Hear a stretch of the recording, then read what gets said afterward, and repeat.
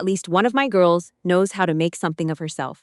My mother's voice carried the full length of the patio, past the folding tables and the paper plates and the 31 relatives who had gathered for my father's retirement party, all the way to where I was standing by the drink cooler with a cup of lemonade I hadn't touched. She had her arm around my sister Becca, the corporate attorney, the one whose framed bar exam results hung in the living room where my high school diploma used to be. She wasn't speaking quietly. She never did when she wanted to make a point. 38 years old and still floating around from hospital to hospital. Her voice dropped into that particular register, the one she saved for statements she wanted everyone to hear while pretending she was only talking to one person. Like a traveling nurse is something a grown woman should still be doing. 22 relatives laughed. Not a polite, uncomfortable laugh. A full, open laugh, the kind that only happens when someone with authority fires first and everyone else decides it's safer to join than to stand still. I didn't move, didn't set down the cup, didn't look away from my mother's face. I just said one word, Nightingale. A folding chair scraped across the concrete behind me. At the end of the patio, next to the grill, a man I recognized only as a friend of my father's from the VFW post had gone completely still. He was maybe 70 years old, the kind of man who looked like he'd been carved from something harder than wood, thick hands wrapped around a can of Coke he'd stopped drinking mid-sip. His face had gone the color of old chalk. His voice came out like something dragged up from the bottom of a well. Lord Almighty, that's Nightingale. He set the can down on the railing with two hands because one wasn't enough to hold it steady. Stop, he said it louder this time, looking at the people who were still smiling. Everyone stop laughing right now. The patio went quiet so fast it felt like something physical, like a door closing on a room full of sound. But before I tell you what that word meant, and why a man who had buried friends and attended more military funerals than he could count had to grip a railing to stay on his feet at the sound of it, subscribe to this channel and hit that like button. Because what happened after that, not one person at my father's retirement party was ready for. His name was Gerald Sutton. Retired Army, 22 years, 2 tours in Iraq and 1 in Afghanistan, the kind of service record that doesn't fit on a bumper sticker. He had known my father since they were both stationed at Fort Hood in their 20s. He came to every family cookout, every 4th of July, every graduation party we'd had since I was 9 years old. He had never once in all those years said more than a few sentences to me directly. He crossed the patio in 8 steps. He was not a small man, and he did not move like someone who had forgotten how to be deliberate. He stopped 2 feet in front of me, and what I saw in his face wasn't pity or excitement or the performance of emotion. It was the expression of a man who had been carrying something for a long time and had just recognized someone who could take half the weight. He said, I was at Mercy General the night of the storm, November 2019. My hands didn't shake, but I had to close my eyes for exactly 3 seconds before I could open them again. I know, I said. I remember you. He nodded once, slow, like a man confirming something he'd suspected but needed to hear out loud. Then he turned around, looked directly at my mother, and said, with the same voice he probably used to give orders to men half his age, this woman saved my grandson's life, and 6 other people's lives, in conditions that I would not have wished on my worst enemy in the field. My mother's smile didn't disappear immediately. It drained. The thing about being the wrong daughter is that it happens so gradually you almost miss the moment it was decided. I was 9 when my sister was born. I remember being excited. I had made her a card out of construction paper with my name spelled wrong in purple crayon because I was 9 and I was trying. My mother put it on the refrigerator for 3 days, and then it disappeared, and I never asked where it went, because by then I already understood that asking about things that disappeared was not a welcome activity in our house. Becca was the kind of child who made everything look effortless. Top of her class, never a note home from the teacher, the kind of girl other mothers mentioned at church in the same sentence as the phrase "you should be proud." My mother was proud, loudly and constantly and in ways that required an audience. I was not effortless. I was curious and loud, and I asked too many questions, and I was interested in things my mother found inconvenient, like biology and emergency medicine, and what it actually felt like to be the person who showed up when everything had already gone wrong. When I was 16 and told my mother I wanted to go to nursing school, she looked at me the way you look at someone who has just told you they plan to walk to California. Nurses, she said, are what you become when you can't get into medical school. She wasn't angry, that was the thing. She was patient. She had the tone of someone explaining a fundamental truth to a person who simply hadn't been equipped to understand it on their own. She turned back to whatever she was doing at the counter. Becca was 14 and painting her nails at the kitchen table, and she didn't look up. She never needed to say anything herself. My mother wielded everything. Becca just existed in the wake of it, golden and untouched and quietly satisfied. That was the first time I understood, with something that felt less like hurt and more like a clinical observation, that my mother had already made a decision about me. Not based on anything I'd done or failed to do. Based on a conclusion she'd reached before I was old enough to argue against it. She had decided I was the one with the ceiling. I left for nursing school at 18. I sent letters home the first year because I still believed, in the way that 18-year-olds believe things that the facts haven't yet reached, that distance would soften something. The letters were answered sporadically. My mother wrote 3 sentences about Becca's LSAT scores and 1 sentence asking whether I was eating enough vegetables. I stopped writing at 19. What I found instead of my mother's approval was the work itself. I found that I was good at it in a way that didn't require anyone to tell me so. The kind of good that shows up at 3 in the morning when everything has gone sideways and there is no protocol left that fits, and you have to make a decision in the next 45 seconds, or someone's family gets a phone call they will never recover from. I found that I could hold a situation still in my mind the way other people hold photographs. I could see every variable at once, and I could move through them without flinching.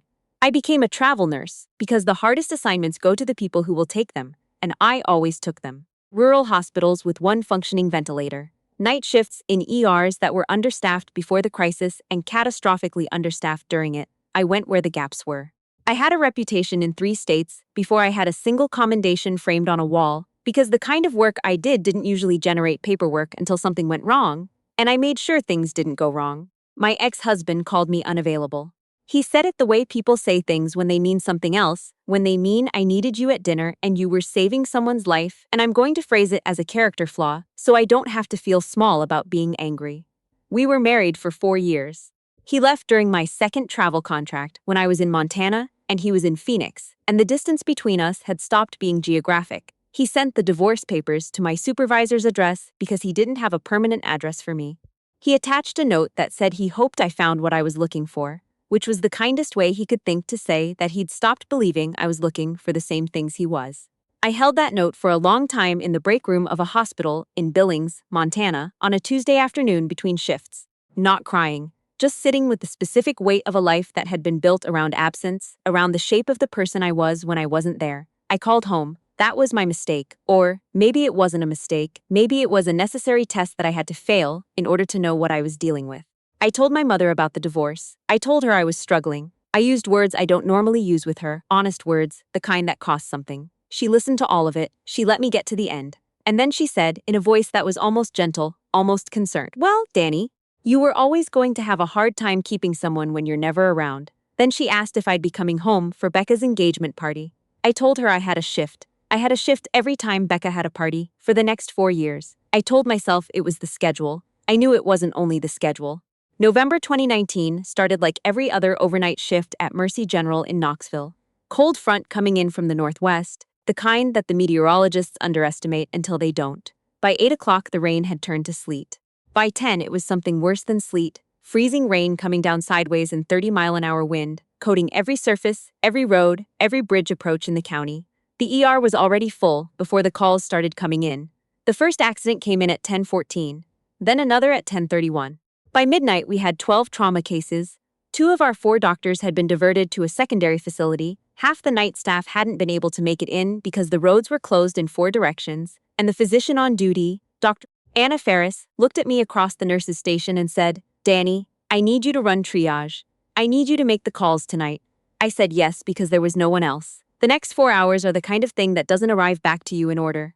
It comes in pieces, the way memories do when they've been compressed by the pressure of needing to function inside them. Gerald Sutton's grandson came in at 1:47 a.m. His name was Tyler.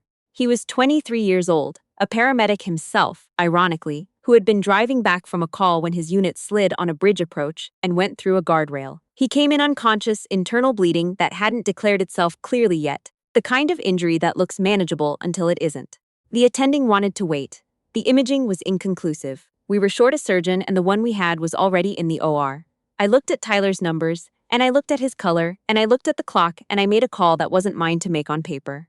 I got the surgeon out of a non-emergency procedure at 2:09 a.m. Tyler Sutton went into the OR at 2:22.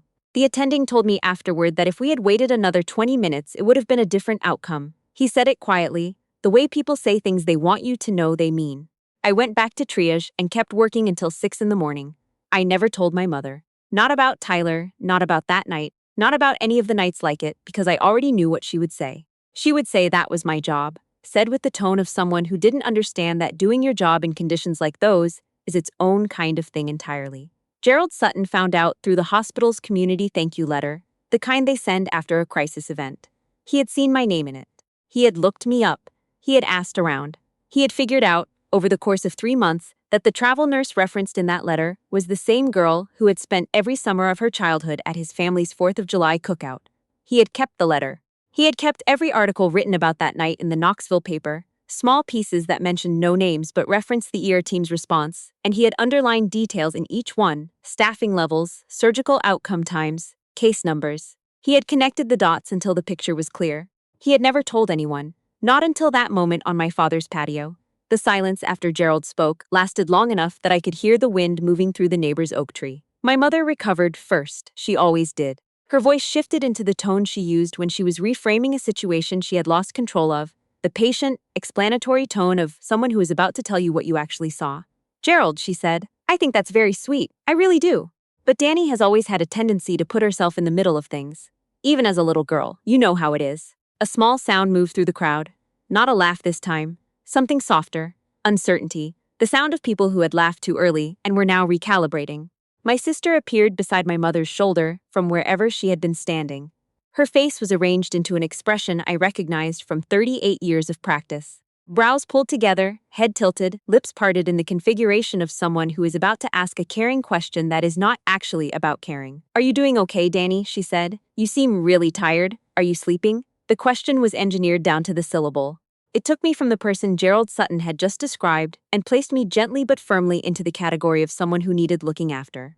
Not a first responder, a patient. I set my cup down on the folding table. 4 seconds in, 4 seconds hold, 4 seconds out. I had learned that in a crisis communications training 6 years ago, and I had used it in more rooms than I could count. Break rooms, parking lots, hospital corridors at 2 in the morning. It did not make me calm, it made me functional. There is a difference. I looked at my sister, I looked at my mother. My voice came out level, not loud, not sharp. The voice I used when I was giving information that needed to land without drama. I'm fine, I said, and Gerald isn't exaggerating. But tonight's not the time. My mother started to say something. I picked up my cup, turned to Gerald and said, Thank you for coming, Mr. Sutton. It means a lot. And then I said quietly enough that only he could hear, Tyler's still at St. Mary's? He blinked, then he said, No. Graduated from paramedic certification last spring. He's at Station 7 in Maryville. I nodded once. And I understood that what Gerald had just done, preserving those articles, keeping that record, showing up with it in his shirt pocket on a Tuesday evening at a family party, was a version of the same thing I had been doing for 20 years. Showing up anyway. Carrying the proof that the work was real even when no one else was paying attention. I drove home along the interstate with the windows down, despite the cold. I needed the air. I needed the sound of it against the silence that had settled in the car with me, the silence that follows a scene where something important has shifted without anyone agreeing to let it. I pulled into my parking lot and sat with the engine off for a while. I had a box in my closet, not a metaphor. An actual box, cardboard, sealed with packing tape labeled in my own handwriting, professional records. Inside it were copies of every commendation I'd ever received, every letter from a department head, every peer review, every performance evaluation that had come back with language that meant more than the bureaucratic format suggested, exceeds expectations in high-acuity environments, demonstrates exceptional clinical judgment under resource constraints, consistently performs at the level of a senior attending. I had never shown any of them to my mother. I had never tried. I had filed them away the same way you file away evidence you don't think you'll need until suddenly you do. My phone buzzed. A number I didn't recognize, but the area code was Knoxville. I let it go to voicemail, listened to it in the parking lot. It was someone from the Veterans Heritage Foundation. They were hosting an annual benefit gala in 2 weeks, honoring healthcare workers from crisis response events. Dr. Anna Ferris had been nominated for the keynote. She had submitted a list of names she wanted recognized alongside her. My name was on the list. The gala was at the Marriott downtown. Black tie, 600 people. I sat with that for a long time. Thought about my mother's face when Gerald had spoken. Thought about my sister's careful surgical question. Are you sleeping, Dani? Are you okay? I thought about the first time I had called home after a hard shift, 4 years into nursing, and told my mother about a patient I couldn't stop thinking about. A 12-year-old girl with a head injury and no family in the waiting room. And my mother had listened for about 40 seconds and then said, Have you thought about going back to school? Like, for something more stable? I had thought about going back to school exactly 0 times after that, because the work I was doing was the most important thing I knew how to do, and I had simply stopped expecting anyone at home to understand that. I confirmed my attendance at the gala, as I spent the following 2 weeks doing exactly what I always did. I picked up an extra travel contract covering a 2-week gap at a regional hospital in East Tennessee. I worked nights. I drove the interstate home in the early mornings with the sun coming up flat and orange over the ridgeline, and I thought about the look on my mother's face and about the box of records in my closet and about Gerald Sutton standing on my father's patio, saying the name that a whole room of people hadn't known was mine. The night before the gala, my sister texted me, not to ask how I was, not to say she'd thought about what happened at the party. She texted, "Is this really necessary? Mom's been upset." Just so you know, I read it twice, put the phone face down on the counter, poured a glass of water, stood at the kitchen window and looked at the parking lot below and thought about a sentence I had written in a journal entry 2 years ago, late at night after a shift that had taken more than I'd expected to give. The people who require you to make yourself smaller in order for them to feel comfortable are not the people you owe your silence to. I had written it for myself. I had not sent it to anyone. I put on the gown I had bought for my cousin's wedding 3 years ago and altered for the occasion. Dark navy, long sleeves, simple. I pinned my hospital ID badge to the inside of my evening bag not for any practical reason, but because I had spent 20 years being the person behind that name and I wanted it close. I arrived at the Marriott at 7. The ballroom was the kind of room that exists to make people feel like the things happening inside it matter more than they would elsewhere. Chandeliers, white tablecloths, 600 people who worked in healthcare or funded healthcare or had been impacted by healthcare in ways that left them permanently grateful. Dr. Anna Ferris found me near the entrance. She was 61 years old, small, with silver hair and the handshake of someone who had spent 4 decades proving she belonged in every room she walked into. "I'm glad you're here," she said, not as a pleasantry, as a statement of fact. I said, "I heard about the keynote. You deserve it." She looked at me for a moment. She said, "I'm going to name you specifically during the address. I want you to know that ahead of time." I told her she didn't have to do that. She said, "I know, that's why I'm doing it." I found my table. Gerald was there, which I had not expected, but which did not surprise me. He was in a dark suit with a VFW pin on the lapel. He had his grandson Tyler with him, 27 now, in a paramedic's dress uniform, broad shoulders, and a jaw that still looked younger than the things he'd been through. Tyler shook my hand and held it for an extra second without saying anything, and that was the whole conversation we needed to have. What I had not expected, what I did not know until I turned to find my seat, was that my mother and my sister were standing at the edge of the ballroom. My sister had her phone out. My mother was in the dress she wore to Becca's engagement party, the one she had bought special and mentioned 3 times in the 2 months before the event. She had found out about the gala from my father, who had found out from Gerald, who I now understood had made a quiet phone call with a very specific intention. My mother looked at me across the ballroom in a way she had never looked at me in 38 years of looking at me. Not with the verdict, not with the patient explanation, with something I didn't have a clean word for, something between uncertainty and the beginning of understanding. I sat down. The program opened. The Foundation's director spoke about crisis response and the infrastructure gaps that made nights like November 2019 possible and catastrophic simultaneously. Then a board member, then a short video testimonial from several patients and families. Then Dr. Ferris took the podium. She spoke for 18 minutes about the night of the storm. She spoke about the structural failures, the staffing failures, the cascading decisions that had to be made in real time without adequate resources. She spoke about what it meant to function in conditions like those, what it actually cost the people who did. And then she said my name. She said, Dani Keene made decisions that night that were outside the scope of her official role and inside the scope of every value we claim to hold in this profession. She did not wait to be given permission. She assessed, she acted, and she brought people home. The ballroom was quiet the way the patio had been quiet, the held breath kind. Then the applause started, and it was not polite applause. It was the kind that fills the low spaces in a room. I did not look at my mother. I was looking at Tyler Sutton, who had his hands flat on the table and his jaw set, and his eyes bright in the way that young men's eyes get when they are trying very hard not to show something. What happened next was not staged and was not planned by anyone except, maybe, the arithmetic of grief and time. An ER nurse from the Mercy General night team, a woman named Celeste, who had worked beside me the entire night, stood up from the third table.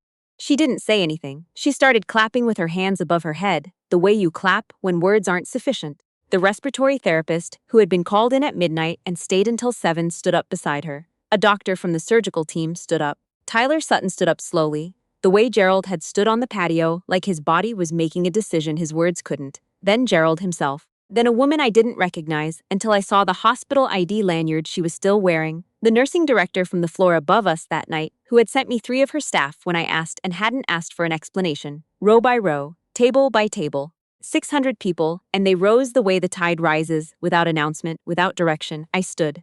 Because you return a salute. That's what you do. From the far edge of the ballroom, near the entrance, where she had been standing since the program began, my mother slid down the wall until she was sitting on the floor with her back against the paneling and her hand pressed over her mouth. My sister was beside her with one hand on her shoulder and her phone finally in her bag. My mother was crying, not the crying of performance or manipulation, the crying of someone who has just understood, in a room full of 600 witnesses, that they made a decision 30 years ago based on incomplete information and have been maintaining that decision against all available evidence ever since. I looked at her from across the room. I did not go to her, not then. 4 days later, on a Thursday morning, I heard 3 soft knocks at my apartment door, the kind of knocks that aren't sure of themselves. I looked through the peephole.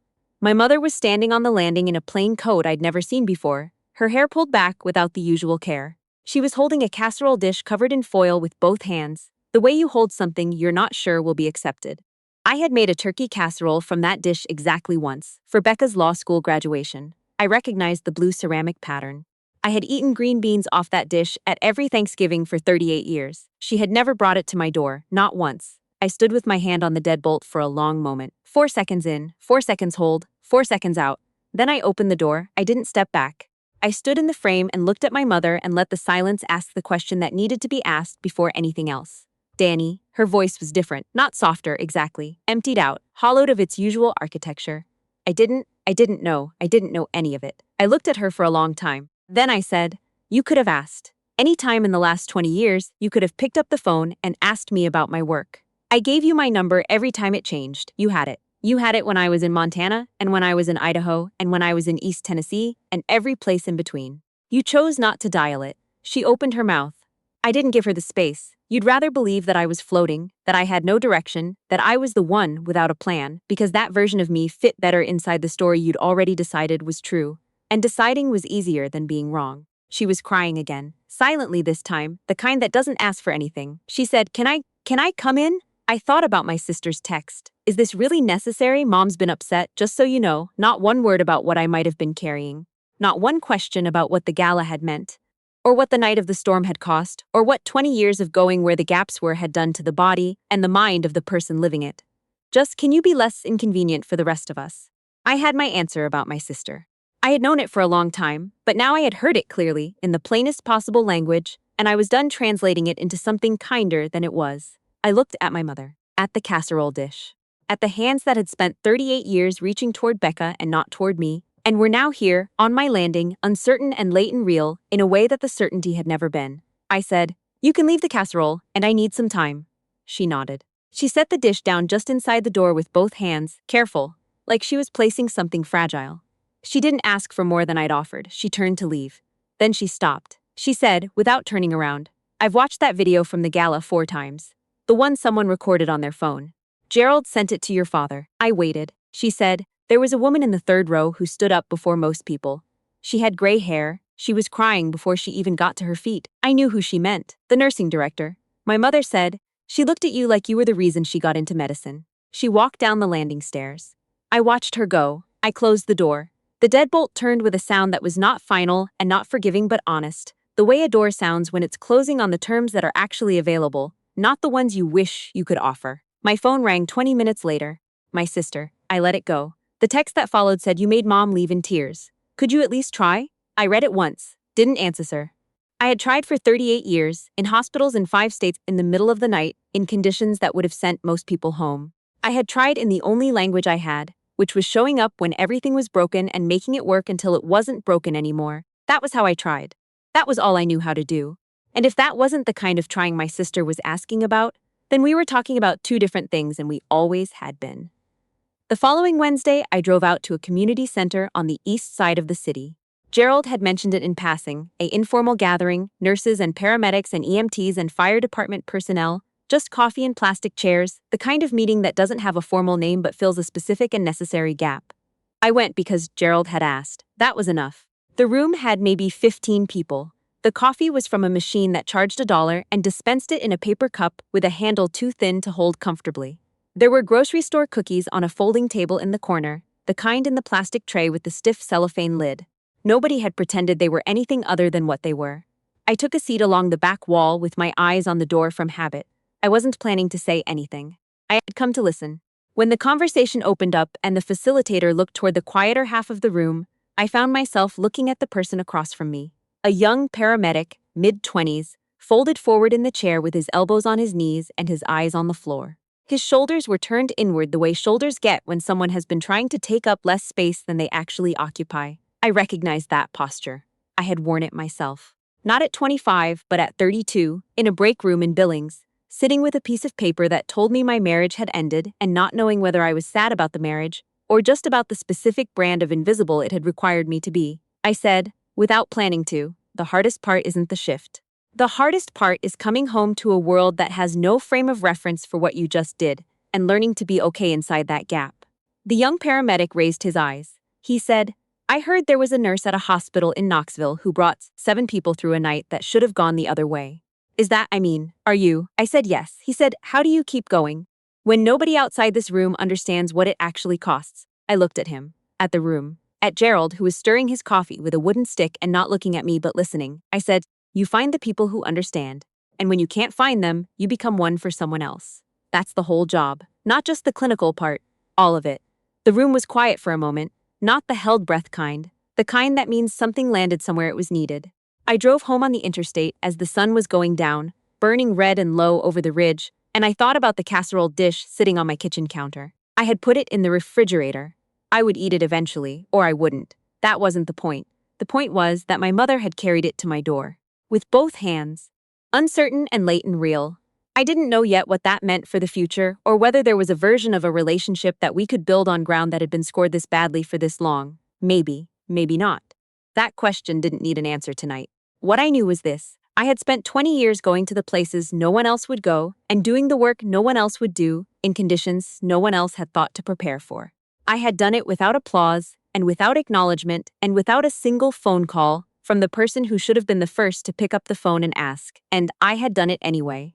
Not because I was waiting for the applause. Not because I was building toward a moment in a ballroom in downtown Knoxville.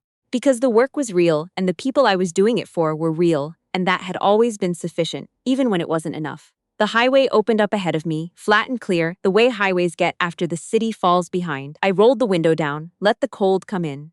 There was a woman in the 3rd row who stood up before most people. She looked at you like you were the reason she got into medicine. My mother had said that, on my landing, with a casserole dish in both hands, 38 years too late, and still the truest thing she had ever said to me. I didn't need her to say it. I already knew what I was, but it was something, after all this time, to finally hear it out loud.